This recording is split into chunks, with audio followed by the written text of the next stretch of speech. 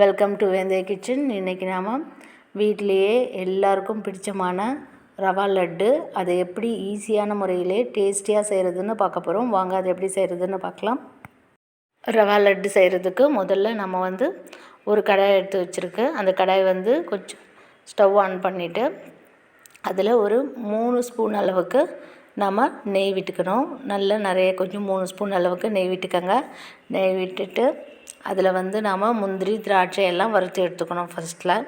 இப்போ நான் ஒரு 25 கிராம் அளவுக்கு ஒரு முந்திரி எடுத்து வச்சுருக்கேன். அதை நம்ம சேர்த்துடலாம். சேர்த்துட்டு அதை நல்லா வறுத்து எடுத்துக்கோங்க. வறுத்து எடுத்துட்டு அதுக்கப்புறம் அது கூடவே நம்ம திராட்சை சேர்க்க போகிறோம். இப்போ இது கொஞ்சம் கலர் சேஞ்ச் ஆகட்டும். இப்போ சேஞ்ச் ஆகிடுச்சு. இந்த ஸ்டேஜில் நம்ம திராட்சையை சேர்த்துட்டு நல்லா வதக்கிடணும். அது கொஞ்சம் பலூன் மாதிரி வந்ததும் கொஞ்சம் கலர் சேஞ்ச் ஆனதும் அதை எடுத்துட்டு ஒரு பாத்திரத்தில் இதை ட்ரான்ஸ்ஃபர் பண்ணி நம்ம வச்சுக்கணும். இப்போ கொஞ்சம் பலூன் மாதிரி வந்துருச்சு. இதை நம்ம ஒரு பாத்திரத்தில் ட்ரான்ஸ்ஃபர் பண்ணி வச்சுக்கலாம்.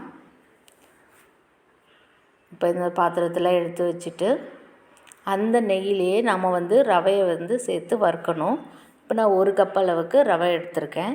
இப்போ 1 கப்பு ரவையை இந்த நெய் மீதம் இருக்கிற நெய்யில் நல்லா வறுத்து எடுத்துக்கோங்க.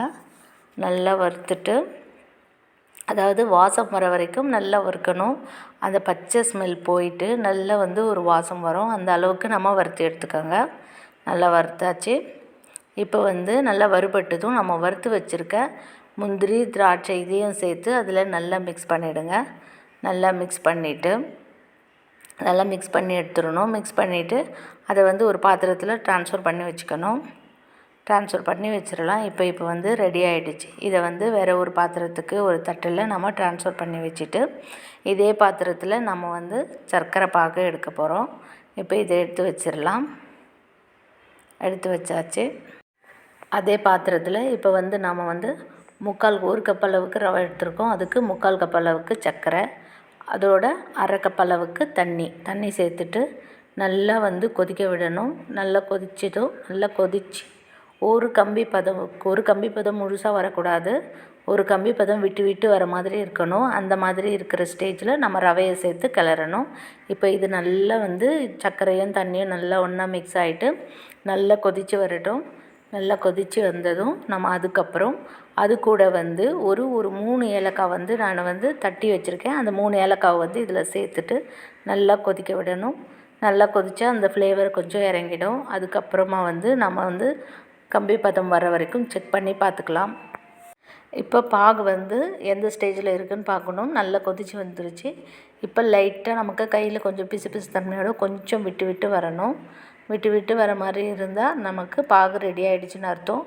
இப்போ அதில் நாம் ரவையை நம்ம வறுத்து வச்சுருக்க ரவை இந்த முந்திரி திராட்சை இதெல்லாம் இருக்குது இல்லையா, அதை நம்ம இதில் சேர்த்துட்டு நல்லா மிக்ஸ் பண்ணி விடணும்.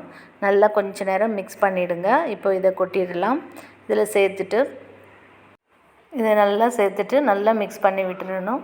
நல்லா மிக்ஸ் பண்ணிவிட்டு கொஞ்சம் நல்லா அந்த சர்க்கரை பாகும் நல்லா அந்த ரவை எல்லாம் ஒன்று சேர்கிற அளவுக்கு நல்லா சேர்த்து கிளறி விட்டுருங்க. ரொம்பவும் உதிர ஆகிற அளவுக்கு இருக்கக்கூடாது. இது கரெக்டான ஸ்டேஜ். இந்த ஸ்டேஜில் நம்ம ஸ்டவ் ஆஃப் பண்ணிவிட்டு நம்ம அதில் ஒரு மூடி போட்டு கொஞ்சம் நேரம் ரெஸ்ட்டில் வச்சிடணும். ஒரு 10 நிமிஷம் ரெஸ்ட்டில் வச்சுட்டு மிதமான சூடு இருக்கிறப்ப எடுத்து நம்ம ரொம்பவும் ஆற வைக்கக்கூடாது. மிதமான சூடில் எடுத்து நம்ம உருண்டைகளை பிடிச்சிடணும். இப்போ இந்த ஸ்டேஜில் ஸ்டவ் ஆஃப் பண்ணிவிட்டு நான் ஒரு மூடி போட்டு அது கொஞ்சம் நேரம் வேகும். வெந்துட்டப்புறம் நாம் அதை எடுத்து உருண்டைகளாக பிடிக்க போகிறோம். இப்போ இது ரெடி ஆகிடுச்சு. இதில் நம்ம கையில் கொஞ்சமாக நெய் தடவிக்கிட்டு நாம் கொஞ்சம் கொஞ்சமாக எடுத்து கொஞ்சம் கொஞ்சமாக கிளறி நாம் ஒரு சின்ன சின்ன உருண்டைகளாக எந்த சைஸ்க்கு தேவையோ அந்த சைஸ்க்கு நம்ம சின்ன சின்ன உருண்டைகளாக பிடிச்சி வச்சுக்கணும். இது உருட்டி எடுக்கிறப்ப நமக்கு கொஞ்சம் லூஸாக இருக்க மாதிரி தெரியும். ஆனால் இது கொஞ்சம் நேரம் நம்ம ரெஸ்ட்டில் வச்சிட்டோம்னா நல்லா இறுகி கெட்டி ஆகிடும். இந்த மாதிரி சூப்பரான ரவா லட்டு ஈஸியான முறையில் வீட்டில் எல்லாருமே ட்ரை பண்ணி செஞ்சு பாருங்கள். வீட்டிலையே சூப்பரான எல்லாருக்கும் பிடிச்ச ரவா லட்டு ரெடி ஆகிடுச்சு. இது செய்கிறதுக்கு ரொம்பவும் ஈஸி. அதோட இதோட டேஸ்ட்டு ரொம்ப சூப்பராக இருக்கும். பண்டிகை நாட்களில் நம்ம ஈஸியாக சட்டுன்னு செஞ்சிடலாம். இந்த மாதிரி ரவா லட்டை நீங்கள் வீட்டில் எல்லாருமே ஈஸியாக செய்ய முடியும். இப்போ பாருங்கள், இதை நான் உடச்சி காட்டுறேன். எவ்வளோ சூப்பராக இருக்குது. இது ஃபஸ்ட்டு நமக்கு லூஸாக இருந்தது, இப்போ எவ்வளோ நல்லா கெட்டியாக இருக்குது. இந்த மாதிரி நீங்கள் வீட்டில் எல்லாருமே ட்ரை பண்ணி செஞ்சு பாருங்கள். இந்த ரவா லட்டு உங்களுக்கு பிடிச்சிருந்தா நீங்கள் லைக் பண்ணுங்கள், ஷேர் பண்ணுங்கள், மறக்காமல் சப்ஸ்கிரைப் பண்ணுங்கள். தேங்க்யூ.